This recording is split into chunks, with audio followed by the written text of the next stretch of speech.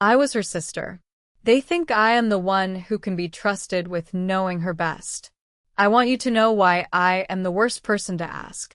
If you remember nothing else, nobody you are about to hear from is real. There was a phone call 13 days ago.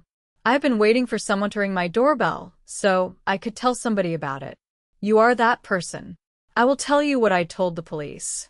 They called me at 8:14 on the evening of the 15th. They had her calendar.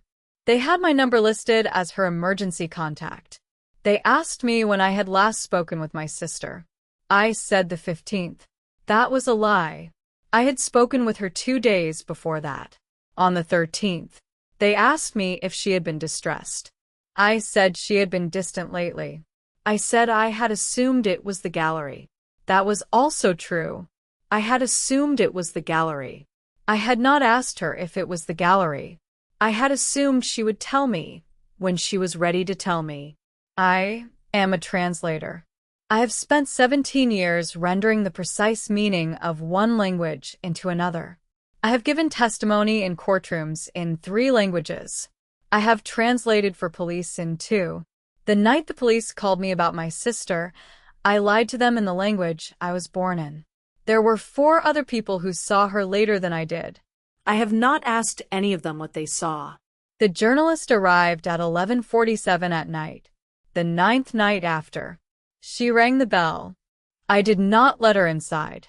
I came out onto the porch in a coat I had not worn in 3 winters. The porch light flickered 3 times while we were talking. The cold was sharp. Our mother died in 2019. Our father died in 2008.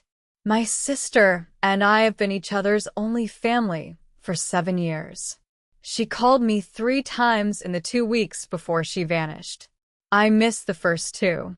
I told myself I would call back when the day was less full. There was always another day in which it would be less full. I returned the 3rd call on the 13th. I owe you the time so you can place it. It was a Wednesday. It was raining. I was in the kitchen. She spent the first 19 minutes asking me about a translation I had done 6 years earlier. I had translated a piece about a Polish family who left Warsaw in 1968 and were never traced again by anyone in any country. The piece had run in a small academic journal. My sister had read it. We had never discussed it. She asked me what had happened to the family. I told her what I knew. They had left because someone had found them. They had left in a way that meant nobody could find them again. They had not used their own names. They had not contacted anyone they had known. They had become other people, and that was the entire condition of staying alive. I thought she was helping me remember my own work. She was telling me her own plan in the only vocabulary I had given her. 2 days later, Friday, a sealed envelope arrived by registered mail. The sender was a notary I did not know. Inside was a letter from my sister. The letter was 3 paragraphs long.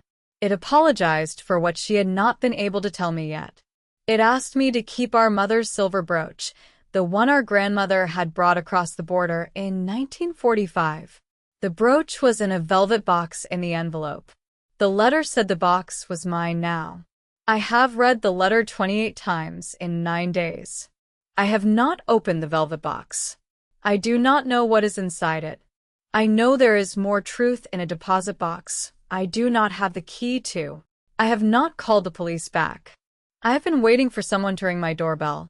Before she hung up that Wednesday call, she said one sentence I have been repeating to myself every night since. I did not ask what it meant. I said I love you too. I want to tell you what she said. She said, if I disappear soon, I want you to know that the part of me you have always loved is not the part you would have lost.